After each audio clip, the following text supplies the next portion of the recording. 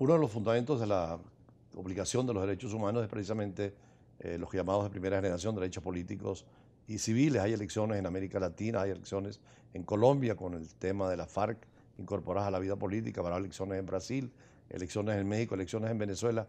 Esa parte política que también muchas veces cuando hay dictaduras obliga a que la gente se vaya, ¿cómo la visualiza para el 2018? Bueno, yo soy esencialmente optimista.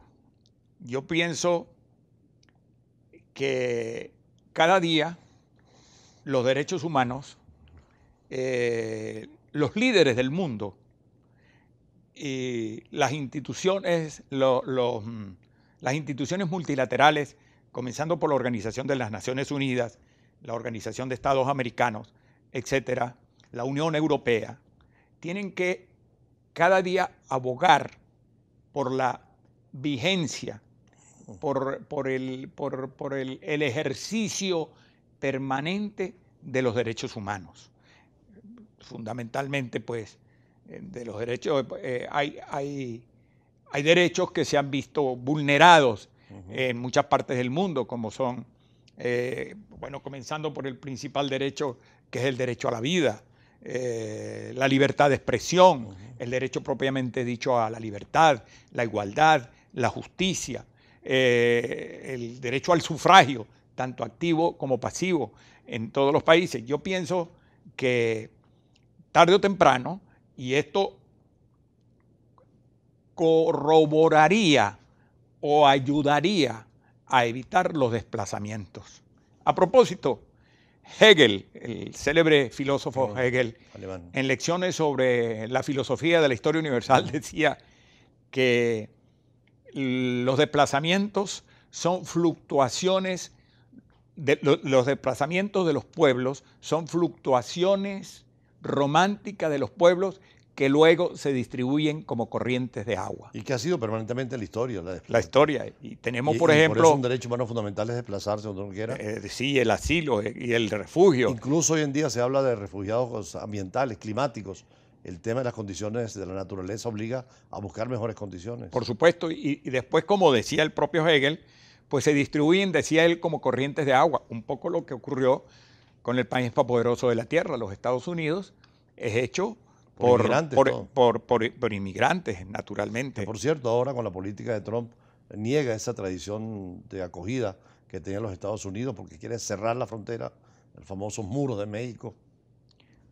Yo creo que fue el Papa, si mal no recuerdo, quien dijo que no estábamos para levantar muros, sí, sino para crear o para construir puentes. El mismo, la palabra pontífice viene de facere, ponti, hacer puentes.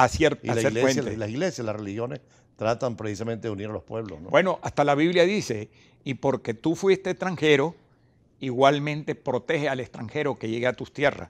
Eso es bíblico. De hecho, en Europa se venía ahorita un debate entre ese nacionalismo exagerado de cerrar fronteras y las líneas abiertas, como la de Macron, que ganó precisamente en Francia, o Angela Merkel en Alemania, reafirmando esa amplitud y facilidad de traslado. Claro. Lo que pasa es que naturalmente, como dice el dicho, nunca falta el diablo en casa de Dios. Es decir, las fronteras abiertas, como el caso de Francia, claro, que ha sido una de las fronteras más abiertas del mundo, pues han sentido los rigores a veces del terrorismo, pues, como consecuencia, digamos, de los pocos controles en los movimientos migratorios. Que ha sido una de las causas ahora, sobre todo la migración hacia Europa, guerras internas, sobre todo en Siria y en el Medio Oriente, y además el tema de la persecución religiosa, ¿no? Claro que es muy doloroso, pues, porque cuando se combinan los conflictos religiosos, los conflictos políticos con una dosis bastante notable o grande de religión, las cosas adquieren una dimensión indeseable, naturalmente. Y de hecho las religiones muchas veces propiciaron guerras y confrontaciones, hasta la católica, pero hoy en día hay un sentido ecuménico de afirmar el diálogo entre religiones y entre culturas, ¿no? Pero por supuesto, es decir, el pensamiento, tanto de las ideologías, tanto como las religiones, pues tienen que tener como común denominador la tolerancia, para que la unidad en la diversidad, claro, se haga totalmente universal y se facilite la integración de los pueblos, como celebramos en este diciembre la creación de la Unión Europea, por ejemplo. De hecho, Venezuela ha sido un ejemplo en esa receptividad de extranjeros, ¿no? Pero por En supuesto darles que todas lo las fuimos. condiciones a los que venían. Pero por supuesto que fuimos un país extraordinariamente receptivo Sí. para las inmigraciones que nos llegaron de Europa, sobre todo. Que además enriquecen la cultura nacional, el Pero desarrollo.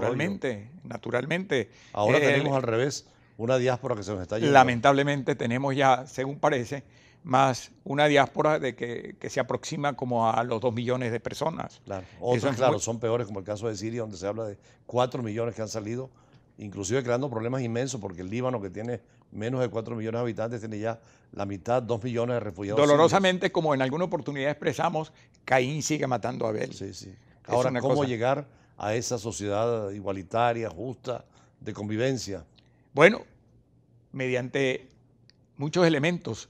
El primero de ellos, yo diría, o uno de los primeros, la educación. Fundamental, ¿no? La educación, la tolerancia, la disposición a oír, a aceptar y a convivir con la multiplicidad de ideas, ideologías. El ver el que piensa diferente a nosotros, verlo simple y llanamente como un adversario y no como un enemigo. En la parte religiosa, Venezuela también sigue siendo ejemplo. Vemos ahí cerca la iglesia, la sinagoga en Maripérez, Pero al por lado supuesto. también de la mezquita, pero también de la iglesia maronita. Es decir, ese diálogo interreligioso. Eso Porque se me hace fundamental. justamente, es decir, todas esas religiones, y en el caso, por ejemplo, de los hebreos, que aparte de ser una religión, son una raza y un Claro. pueblo, pues han colaborado al engrandecimiento y al desarrollo del país, como todas las demás nacionalidades que han venido a colaborar con el desarrollo de Venezuela. De hecho, tenemos más adelante a Julio César Campuzano, que es un venezolano que ha vivido en el Medio Oriente, Sí. y nos va a hablar de ese mundo también que es tan interesante, tan complejo, pero también importante en el mundo de hoy, tanto por la cercanía geopolítica del petróleo, como por la presencia que hay árabe en América Latina. Pero ¿no? por supuesto, y para nosotros el Medio Oriente tiene como tú lo acabas de decir, tiene una nota común, que es el petróleo. Pues son países, además forman parte de la Organización de Países Exportadores de Petróleo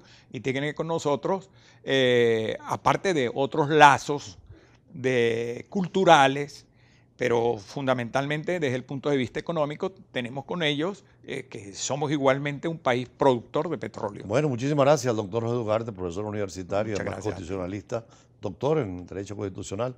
Más adelante con un venezolano que conoce mucho, ha vivido, habla el árabe, Julio César Campuzano. Ya regresamos.